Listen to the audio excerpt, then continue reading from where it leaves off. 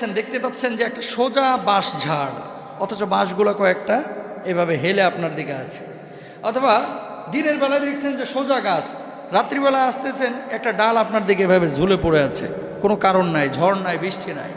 এরকম যদি দেখেন, খবরদার আপনাদের কাছে রিকোয়েস্ট, ওই ঝাড় অথবা গাছের ডালার নিচ দিয়ে আপনারা যাবেন না। কারণটা কি? এখানে ভালো জিনের আসরও থাকে, বদ জিনেরও আসর থাকে। যদি একান্তই যেতে হয় তাহলে আপনারা কি করবেন? আয়াতুল কুরসি জোরে জোরে পড়তে পড়তে যাবেন। এতে করে যদি বদজিন থাকে এখান থেকে দূর হয়ে যাবে। আল্লাহু আকবার বলেন।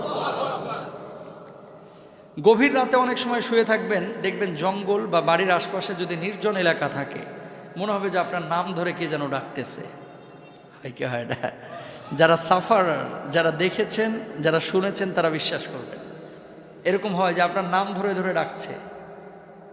প্রথমেই গেট খুলবেন না।